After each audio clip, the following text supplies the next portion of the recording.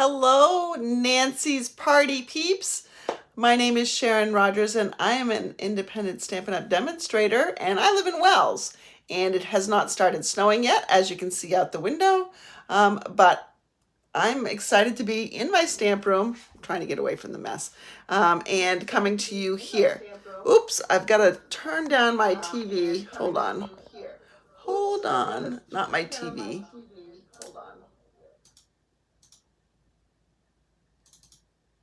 Yeah, not my TV, my computer.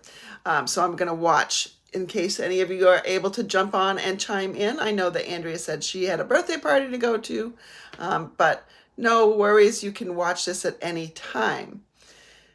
So I have a fairly quick and easy project for you, and let's get started. I'm going to turn you down. Oops, turn you down. There we go. Place you in my holder so you can see my surface. Then I got to turn on some lights. I was noticing that was kind of dark. There's my gray hair. All right, let's see. All right, that should be pretty good now. Oops, one of them didn't turn on. Let's see if we can get some balanced light action going on. There we go. All right, we'll straighten this out a little bit. And we are ready for business. So I know that some of you may be new to card making, so we will start at the basics. One of the things everybody really needs is a paper trimmer, and this will last you a long time. This one by Stampin' Up! Is got some nice features to it. It holds a scoring blade and a cutting blade, and when you're not using one of them, it tucks out here nicely and just stays out of the way, so you don't have to change it in and out as you have to with some trimmers. It also has this extension arm, so when you're cutting larger pieces, which I'm going to do right now, you have that option. Now you may notice that I'm using mine what might be considered upside down. See how the Stampin' Up! Logo is upside down here? Apparently a lot of people use their cutters this way and measure from up there, but I don't know, I can't do it. I think one of the reasons why I don't like to do it is because the imperial measurements are not right next to the edge as they are down here. Plus, my old trimmers, before we got this one, the arm swung out this way and it was meant to be used this way. So, I don't know, use your trimmer however you want to. I want a card, so this color right here is Sweet Sorbet. It is one of the in colors for Stampin' Up! And an in color is simply a color that's around, only guaranteed to be around for 2 years, and that we are on year 2 for Sweet Sorbet. So the cardstock comes 8.5 by 11. I'm going to cut it in half at 5.5, and then I'm going to rotate it and score it, which means put a little indent line in it with the lighter blade here, and that gives me a nice fold line for my card. Also, while I'm at it, I'm going to bring in, and I don't know if this piece is big enough. Yeah, it's not really large enough. So I want to bring in a piece of this BEARy paper. And so we have some decorative paper. We call it DSP. And it comes in a lot of different varieties. This one is the BEARy patterns. And so we've got a bunch of bees. It coordinates with a stamp set that we currently offer as well. It's kind of a Valentine-y set, but not restricted to Valentine's. But you get 12 sheets, 2 of each pattern, and the sheets are double-sided. So you would get 2 of these sheets that has this nice plaid on one side and these bees with hearts on another side. You'd get 2 of these sheets that have the honey jars with the like bee trails on the back. 2 of the sheets that have the honeycomb with some more bees and flowers on the front. 2 of these sheets that I'm going to be using right now that have bees on one side and hearts on another side.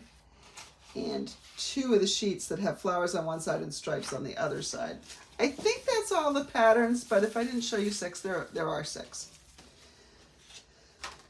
So I want to cut a piece of paper that is just a little bit smaller than this. So since this is 4 1/4 by 5 1/2, I'm going to cut something that is 5 1/4 inches tall. So just a 1/4 of an inch less by 4 inches wide. I'm actually going to do this side. See a little bend over there. Okay. So we're going to have something that goes on here just like that. Now I'm not done with my paper trimmer, because what I'm going to do with this particular card is show you just a cool little trick. I'm going to be able to see the back side of this pattern. I'm going to, remember this is 5 1/4 inches long. I'm going to cut that roughly in half. Now I happen to know that half would be 2 5/8. I'm not cutting it all the way though. I'm only going to cut it down halfway. So I've got it at my halfway point this way, and I'm going to cut down halfway to the 2-inch mark. And one of the other nice things about this trimmer, and I can show you if I get close, I think, is this blade has some lines on the very edges, and that tells you where it is cutting to. So I want to cut to till that line lines up with the 2-inch mark, which it is doing. So we have this little thing going on right here. We're going to kind of fold this back, but it's easier to fold if you take your paper here and you're going to put it so these lines are in the ditch. And what I mean by the ditch is this little cutting ditch. So if you put your little points there and you run your light gray scoring blade there, that will get you a nice place, an easier fold. And you do the same thing on the other side. I had a whole different project plan, but I saw that Andrea chimed in that she liked cute. So I'm going to do the cute ones. All right. Maybe I'll do the lavender one right after this and show you an alternate. So now we have this, and ideally you probably want to choose a pattern that, you know, you don't have sideways hearts, but I don't think it matters. Here. I'm going to take, this is my adhesive of choice. I call it green glue, but it's Tombow Mono Multi Liquid Glue. And it is a product that Stampin' Up! Sells. It's got a very strong hold, and a little bit goes a long way. Like that's a little bit too much on there, but just a little bit goes a long way. It's pretty sticky stuff. I'm going to adhere this down.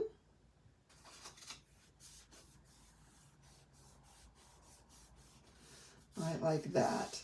And then I'm going to take these 2 pieces right here and adhere them down as well. It just takes just a second to set up. All right, so now we have this peeled back version. It's just really kind of cute. We need something to go here though.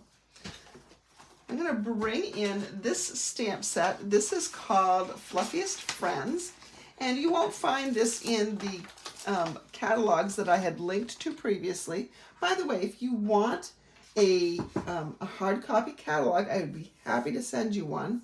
The party, this may close before you would receive it, but I'd be happy to send you one. I'm going to bring in this bear here because he's got a honey pot, so I thought that went really well with the bees. So I'm going to bring in this bear. This is a cling stamp. So it's red rubber on one side, and it is got foam cushion on the back with a sticker that you put on. Oh, I should show you how to mount those, and I can do that. I'll do that in a little bit. Make sure I've got a piece that's large enough, I'm going to be coloring my bear in with some alcohol markers. You can use watercolor pencils or, you know, just about any coloring medium. But because I'm using alcohol markers, I want to use this color kind of ink to color it in. If I were to use watercoloring or watercolor pencils, then I would definitely want to use a different ink called StazOn. I'm going to bring in some different colors of markers. The blends come in pairs, 2 for $9, and this is the copper clay pair. Comes in a light and a dark. These help you really become artists. I'm also going to be using pecan pie. That's what color my bear is going to be. So when I color, I start with the lights, and I'm going to give this kind of an overall wash, this bear. I'll add some highlighting in a little bit. When I'm coloring with these blends, I want to go gently on that tip. I don't want to mush down because that will destroy the tip. So just think of using the side of it as much as possible.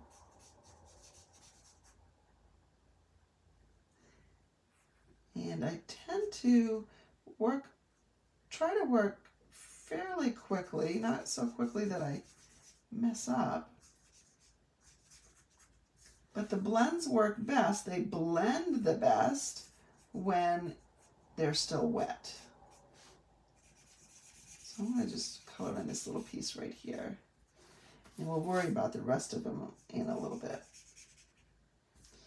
So if I brought in my darker one now, this is going to give me some shading along here. And I can tell where to shade because the artists generally put in some of those shade marks for me.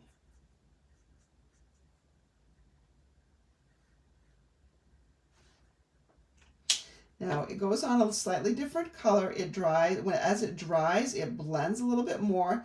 I don't know if you can see, but I can almost see before my eyes that these two areas right here are blending. And this is blending as well, but I'm going to help it along and make it just so there's even more gradation, just a blending in as it comes around. Let's go ahead and color more of my bear now. I meant to go on with a very quick project. Coloring is typically not all that quick, but it can be very therapeutic. I like to color. It's a great way to relax.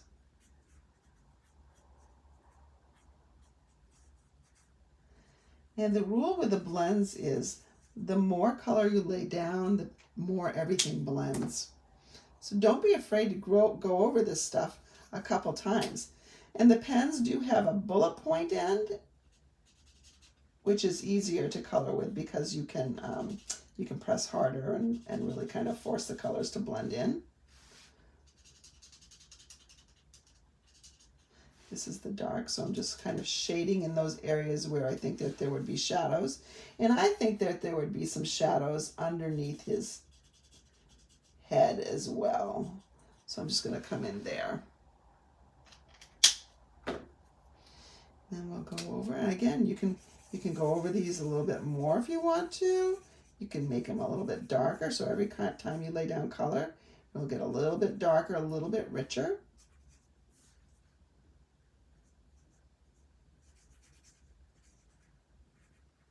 This bear is so cute. I'm going to show you some of the other characters that are in this Fluffiest Friends set. One of the reasons why I chose this set is because I know Nancy is an animal lover. Nancy, I'm not sure if you still work at the Center for Wildlife or not. You know what? I hear a little bit of noise. I don't think I muted my computer. I think there we go. Now it's muted. It was distracting me. All right, so let's go ahead and put put some color to his paws too. I'm actually gonna color everything, and then I'm gonna come in and make it darker for the pads. Even though the pads are probably lighter. That is true. The pads are usually lighter, and I bet I don't know if his snout is lighter or not. Probably not. If I were truly live, which I am truly live, but it's a private group, so I don't know that you can chime in. I could ask Nancy. All right, so what do I do if I want to lighten? Well, there is something called a color lifter, and this is an individual marker, and I think it's $4.50. And when you color with it, it's like an eraser almost. Now, it doesn't always take everything away, but can you see how it made everything a little bit lighter? I'm going to lighten his snout too. I'm not sure if that's the way it is with bears, but we're going to do that. Now I have the honey pot. I'm going to go ahead and take my Daffodil Delight blend, the dark one, and I'm going to put in some honey there. And then I'm going to take my copper clay, and that's going to be the pot that my bear has. Do I want that, or do I want... You know what? I'm going to go with the crumb cake instead. It is nice to have options, and I do have options. So this is a pretty light color right here that I'm laying down.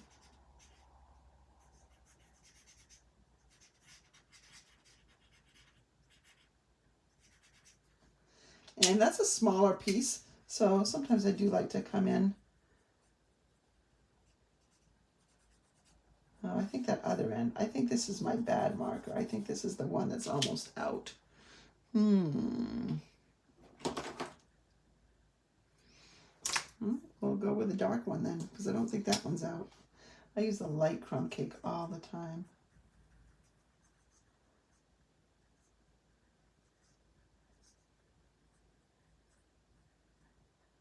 It's kind of dark for me, but should have stuck with my original pot. This will lighten up a little bit.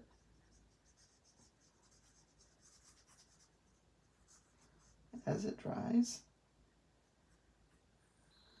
But I think I'm gonna help it a little bit. I'm gonna just take my little color lifter here.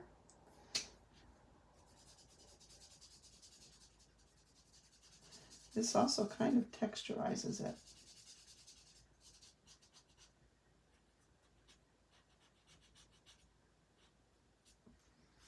Okay, there we go. I can see I've got just a hint of a hand over here that I didn't realize. So I'm going to color in that. There we go, with a bullet tip. So now, for those just starting out, at this point you'd probably want to cut him out with a pair of scissors. You know, it's nice to have a lot of things, but you can't usually have everything all at once. But for those who start really getting into stamping, you can avoid some fussy cutting by doing things like buying the dies that match the stamps. Not all stamps have matching dies, but this one does. So I could just run this through my machine, and that would cut my little bear out. But because I know some of you are new, I'm going to show you it's not a lot of work to cut this out. And again, if you don't mind coloring, you probably don't mind cutting. That's my guess.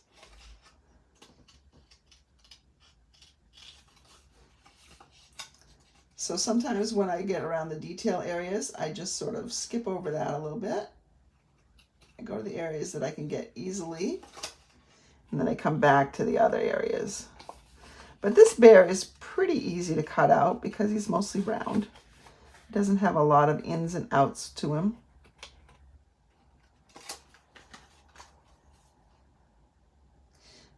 for those of you wondering, I have known Nancy and Debbie and Andrea, who are also in this group, for quite a long time. I'm not sure how long we've stamped together, but it's been a while. Years and years. Every now and then on my Facebook memories, it pops up. Either, you know, one of them has posted that they're getting ready for some stamping fun, or I post something, and so that memory comes up. I'll just come in here. I'm going to try to leave the toes, the claws, but if you cut the claws off, you just have a friendlier bear, I think. See, that didn't take too long at all. So now what I can do is I can just put my bear right there. Now I want to give him a little bit of lift, I think, just to make him stand off the page a little bit. So I'm going to come over here to something I put away for another project. And I'm going to get these things, which are called Stampin' Dimensionals. And you get quite a few in a package. And I'm going to make him balanced. So I'm going to put him on his sides too. He's pretty wide. Pretty wide guy. He's been in the honey a little bit too much. And so there we have my little bear. Now you can put a sentiment on the outside. This particular set does not come with a sentiment. So you would have to have another sentiment in order to do that, another stamp set. To clean your stamps, there are a couple of different options. One is this stamp cleaner right here. I don't know if I have my other option around at all or not. The other one is something called a chamois, which just is something that you wet and then you wipe it on. This one I typically use my Stampin' Mist with. Again, the chamois is a great idea. It's only $8 and it just requires water, and it cleans your stamps just as well. It's just a different product, and I use them both. And then when you're done, you just peel it off the block, which you do need blocks. And so when you are purchasing stamps, I would recommend looking at the catalogs and seeing what size they recommend you to get for that particular stamp set. You can always buy bigger and stamp smaller. I'm trying to find my catalog here. So this is the annual catalog, and I'll show you what I mean. If I go to a random stamp set, it will tell me right here that suggested clear blocks are B, D, and E. Some of these stamps are pretty big, so I think this is the E block, I think. So that would fit those images. All right. A D block fits a lot of the images in general.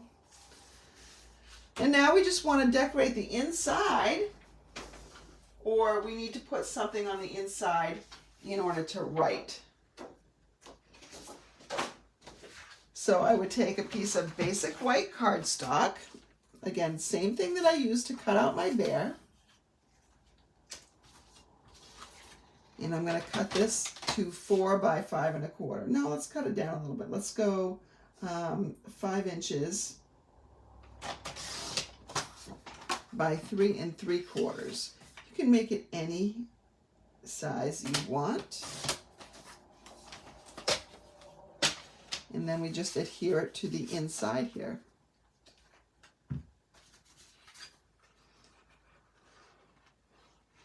Now this could be a Valentine's card. This could be anything you want. Depends on what sentiment you put in. Or if you don't put any sentiment in, you just write a note.